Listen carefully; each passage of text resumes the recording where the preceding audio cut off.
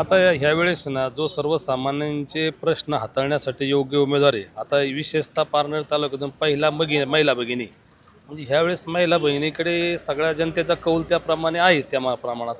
पण त्याही पुढे जाऊन जो काय सर्वसामान्य जनतेसाठी महत्त्वाचा प्रश्न पारनेर तालुक्याचा पाण्याचा प्रश्न आहे किंवा मुलांना नोकरीची संधी कुठेतरी उपलब्ध करून देणारा त्याच उमेदवाराला लोक ही जनता ह्यावेळेस जागा देईल, नाहीतर अन्यथा त्याला जागा देणार नाही यावेळेस. असा उमेदवार कोणी?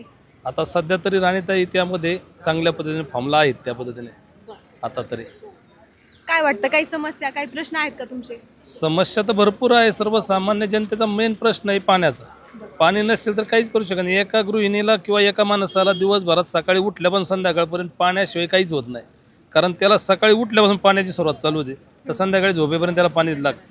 मी ह्यो समस्या जो काय तो प्रश्न मांडता आला पाहिजे तो त्या ठिकाणी व्यवस्थिशीर मांडणारा उमेदवार पाहिजे आणि तो मांडला पाहिजे त्यांनी साधारणपणे. अशा पद्धतीने जर मांडला तरच तो उमेदवार जनतेच्या मनात बसेल, अन्यथा बसणार नाही.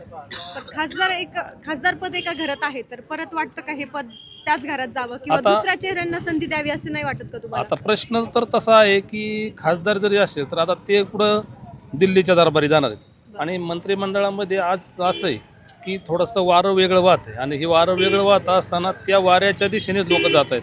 म्हणजे आज हे काय आले की आज जरी लाडकी बहीण म्हटलं तर पण लाडक्या दाजीच्या मानव सुरी फिरवली गेली. कारण त्याला डबा 1500 रुपयाला होता तो 2200 रुपयाला झाला. म्हणजे इकडनं एका हाताने द्यायचं एका हाताने बरोबर काढून घ्यायचं, मग तो प्रश्न आहेच ना. असं पण आहे. मग त्यामध्ये आज आपण म्हणतो की नाही लाडकी बहीण 1500 रुपये दिले 1700 रुपये दिले आता 2100 रुपये देऊ ही घोषणा केली.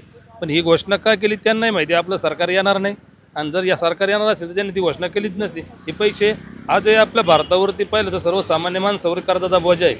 मग हा कर्जाचा बोजा जर चाललेला असेल तर तो मनुष्य कधी वर येणार आहे आणि सरकारसुद्धा आपलं खाली गेल्याशिवाय राहणार नाही. या फसव्या आश्वासनांना बळी न पडता चांगल्या पद्धतीचं काम केलं पाहिजे आणि लोकांना जनतेत काम केलं तरच जनता स्वीकारणार आहे. आता आमदार साहेबांनी मधल्या काही काळात पूर्व आमदार आता खासदार आहेत पण पूर्वी आमदार असताना त्यांनी चांगली कामं केली काही. हा प्रश्न आहेच ना.